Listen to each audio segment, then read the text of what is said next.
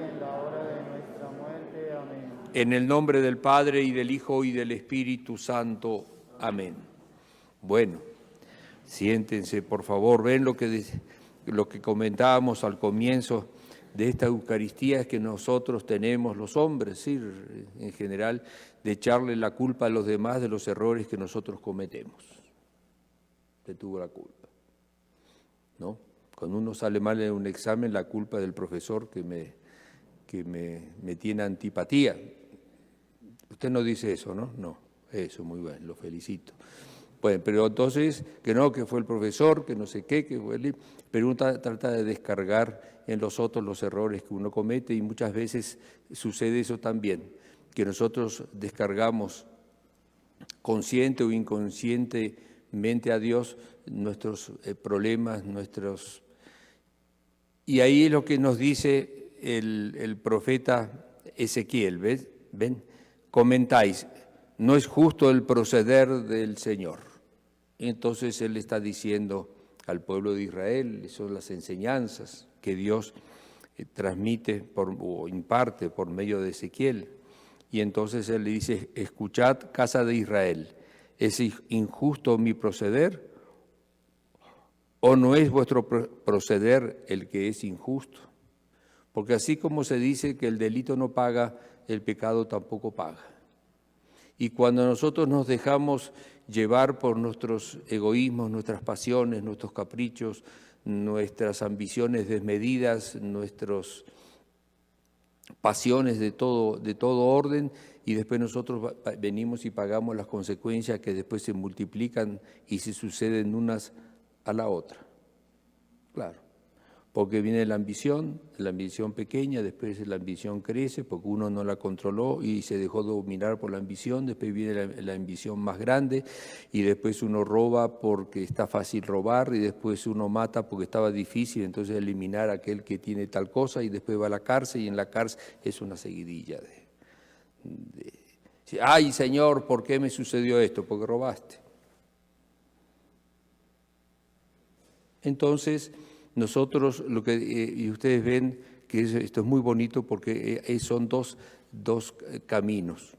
Uno es el camino después de haber cometido un error, de haber cometido un pecado, o de haber cometido un error fruto a veces un error humano que no es fruto de ningún pecado, simplemente es un error. Bueno, y uno lo asume y bueno,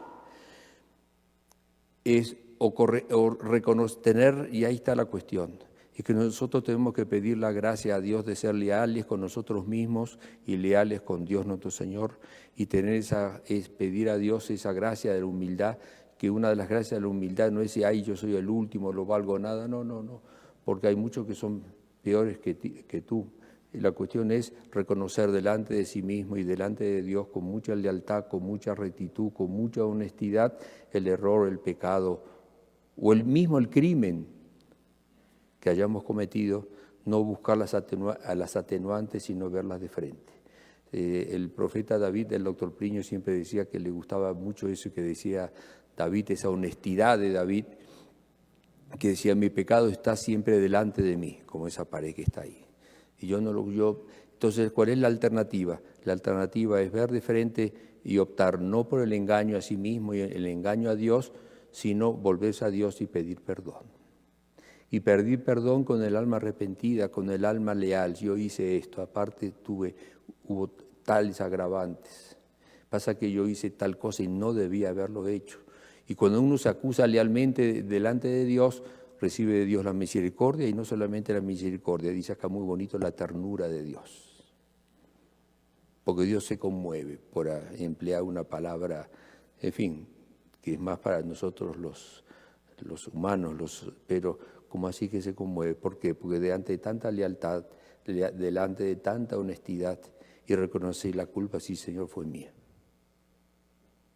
Y ahí, en cambio de quedar con el pecado y quedar blasfemando contra Dios, todo se invierte.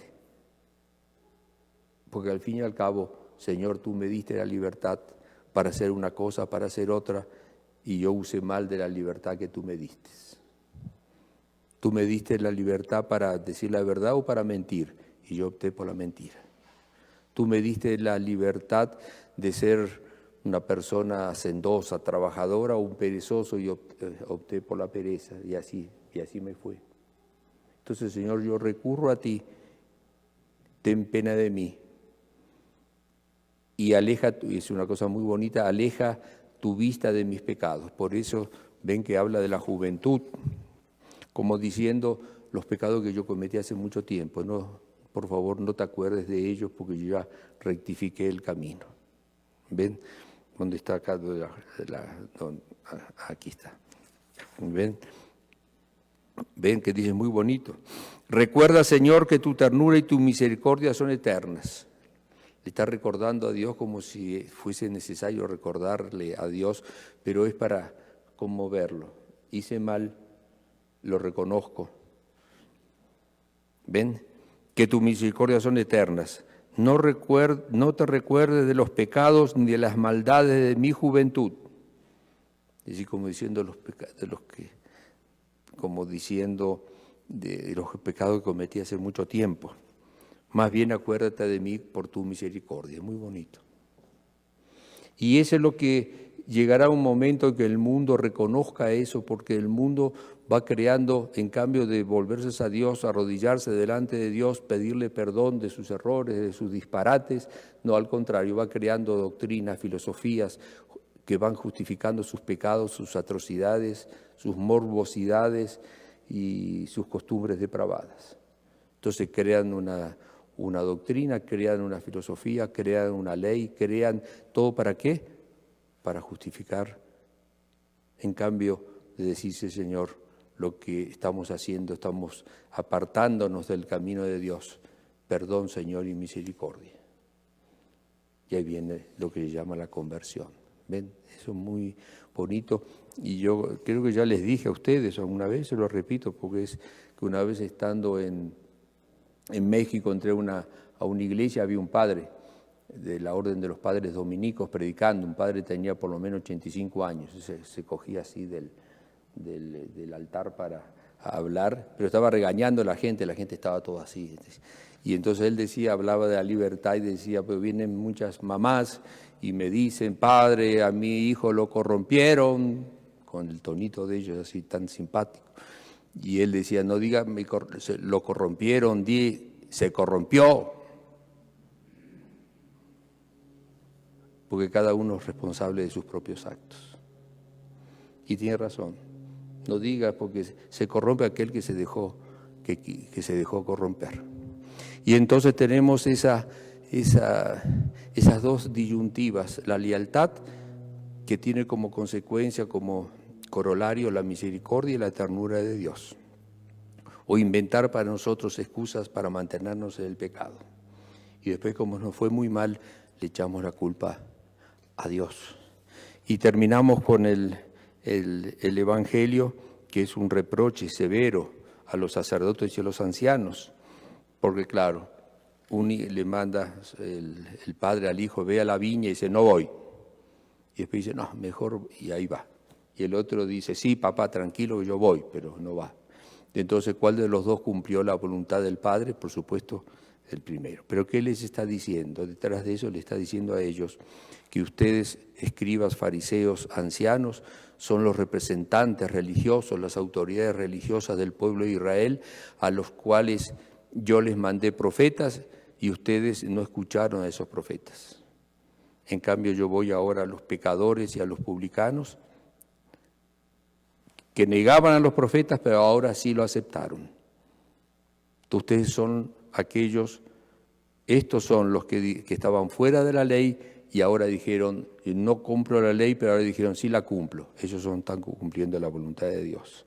Y los otros que predicaban la ley, pero no la cumplían. ¿Cuál de los dos cumple la voluntad de Dios? Por supuesto, los primeros. Entonces vamos a pedir en la Santa Misa de hoy esa lealtad para con nosotros mismos, esa rectitud delante de nosotros, delante de los otros y delante de Dios, y pedir eso, que la humanidad deje de fabricar cosas disparatadas para justificar sus aberraciones, y más bien que se arrodillen delante de Dios y sí, Señor, estamos por el camino, que no esté en misericordia de nosotros. Y ahí todo cambia. ¿Está bien? Bueno, entonces vamos a continuar la Eucaristía. pidiendo por esas intenciones para nosotros, para todos, y por todas las intenciones de quienes se unen a esta Eucaristía por Internet. Ave María Purísima, sin pecado concebida, María Santísima. Entonces nos